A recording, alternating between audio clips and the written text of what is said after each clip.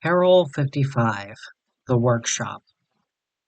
Raise a file group of interest defunct. GOI 001, The Chicago Spirit. File created circa 1929. File last revised by GOI October 1932. File recovered July 1933. Text reproduced below. Raise a notice. Edits have been made for spelling, grammar, and general formatting. Carroll 55, The Workshop. From the desk of Richard Chappell. We're ditching the toy store. As for Chester, leave him be. If he wants to wake up to burning crosses every night, we won't deny it for him. That business isn't going to last, with or without our help. Where is it? It's in the south end of Boston by 14th Street. There's a sign hanging overhead reading Dr. Wondertainment's World of Whimsy. Looks like a little hole-in-the-wall shop, but it's a lot bigger on the inside. It's owned by Chester Williams and Maria Herring. Always come in through the back, especially during business hours. Don't let Herring see you. Who knows about it? Our competitors don't know about this one, but it's getting harder and harder to keep it down. It looks like the spooks and the foundation are starting to work together, so they're cracking down hard on us. Just treat the topic of the workshop as you would any other Carroll or assignment. Hush. Of course, the two owners are aware what we're using it for, but that's no issue. We have some terms established with them to ensure their cooperation. If either Chester or Herring squawk about what's going on here, we back out on the deal and let them handle the consequences. How we found it? Williams told us about it. When he approached us seeking protection, he didn't have enough to cough up. He pleaded and begged until he eventually told us about his secret extra space. Dinozo checked it out. He said there was almost an area the size of a warehouse in that little place.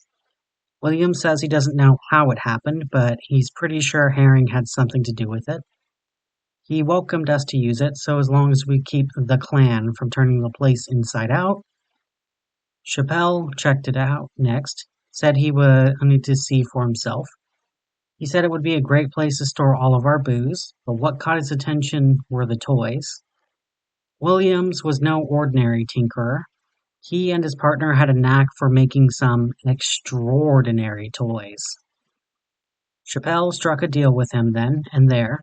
The spirit would protect him and his business in exchange for custom-made toys for the secret spirit and use of his extra space. Everything was set to go smoothly, but Herring was a problem. To put it lightly, Herring wasn't happy with us or the deal. She was pretty quiet about it at first, but it didn't take long for her to speak up. We sent Burks to drop off some supply, and he came out with a pair of purple and gold fuzzy bracelets. Damn things didn't come off even after we took a saw to them.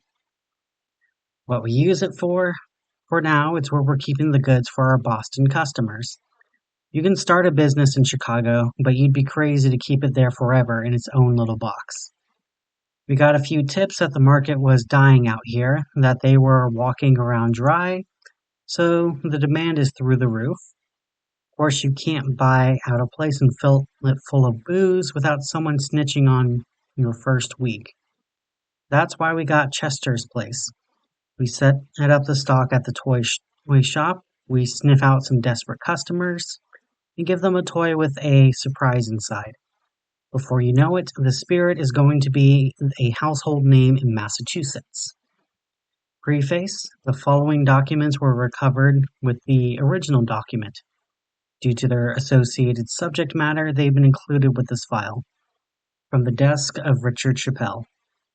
Chester, I've gotten word from the boys in Boston that you've been keeping us out and away from our goods.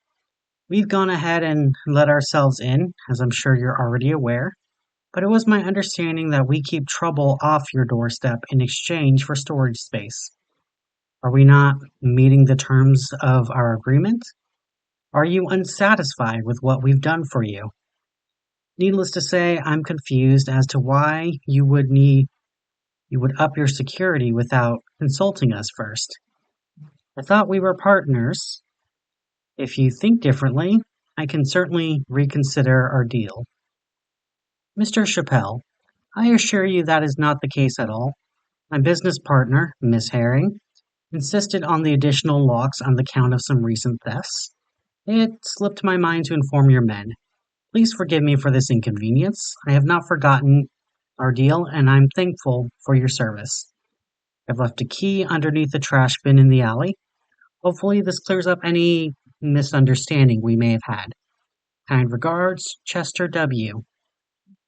From the desk of Richard Chappell. Chester, it has come to my attention that some of the boys have contracted a case of yellow and purple stripes.